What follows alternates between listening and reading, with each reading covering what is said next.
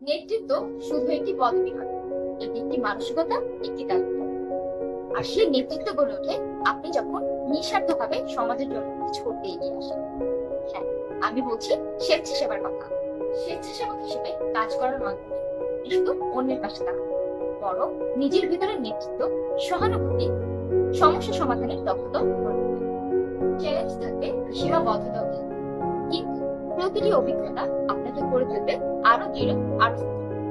ছোট ছোট দায়িত্ব, যেমন দল পরিচালনা করা, একটি ইভেন্ট সম্পন্ন করা, অথবা একটি উদ্যোগে নেতৃত্ব দেওয়া, সবকিছু আপনাকে বড় নেতৃত্বের জন্য প্রস্তুত করে দেবে। স্বেচ্ছাসেবকতা শেখায় কিভাবে শোনা যায়, কিভাবে অনুভব করা যায়, আর সেখান থেকে গড়ে ওঠে প্রকৃত নেতৃত্ব। তাই আসুন আমরা কেবল ভোক্তা না থেকে সমাজের জন্য অবদান রেখে নেতৃত্ব গড়ে তুলি স্বেচ্ছাসেবকতার মধ্যে দিয়ে। কারণ নেতৃত্ব শুরু হয় ছোট ছোট পদক্ষেপ থেকে। আপনার ইচ্ছা, আপনার অগ্রগতি।